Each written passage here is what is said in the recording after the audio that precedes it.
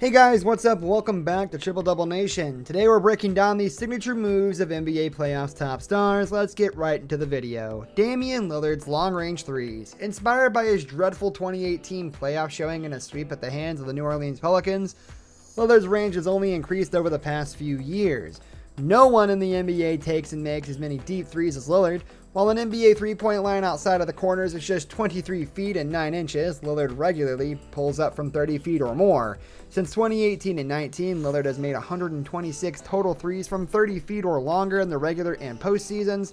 Trae Young, 93, and Stephen Curry, 70, are the only players that come remotely close to matching his volume from this distance, with a fourth-place David Bertans making just 25 over those same 3 years.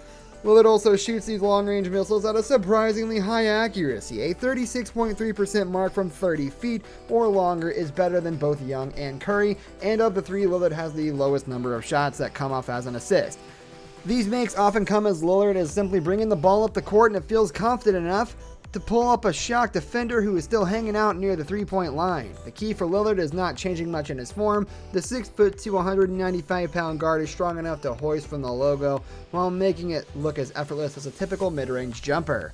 While his most famous example may be the shot that sent the Oklahoma City Thunder home in the first round of the 2019 playoffs, Lillard is closing in on a 30-foot-plus made three nearly every other game. Nikola Jokic's somber shuffle.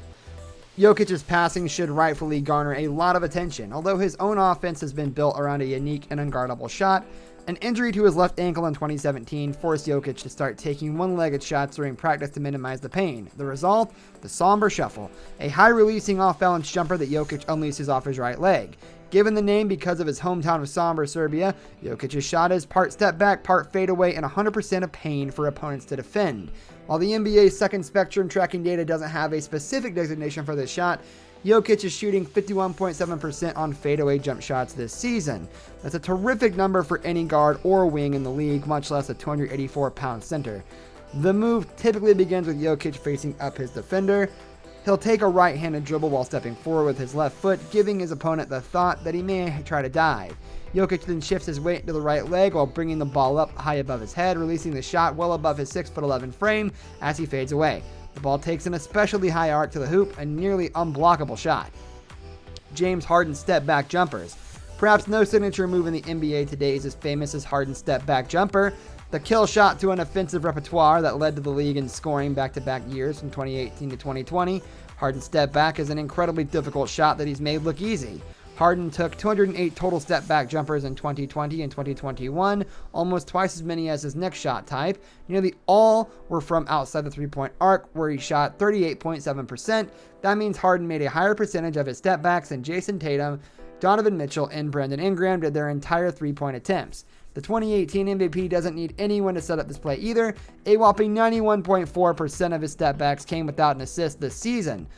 Of the 208 total shot attempts, just a single one was blocked. Harden isolates more than any other player in the NBA and has become incredibly efficient offensively thanks in part to this shot.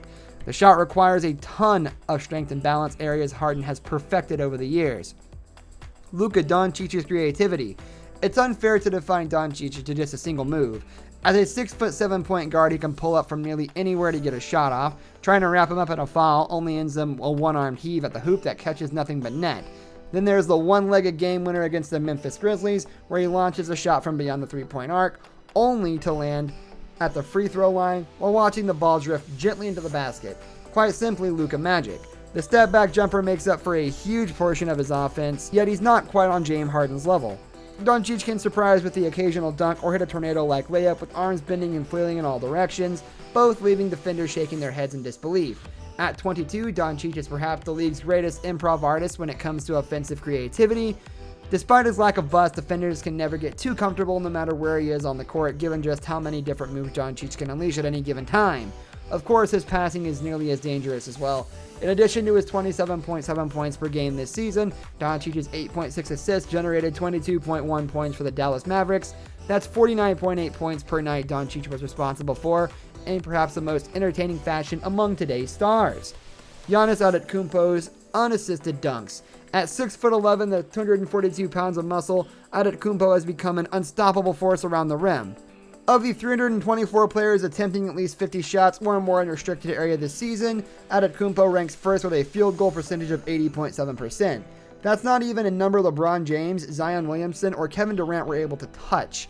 While Antetokounmpo finished second in total dunks this season to Rudy Gobert, 70 of Antetokounmpo's dunks came without an assist, compared to just 40 for Gobert.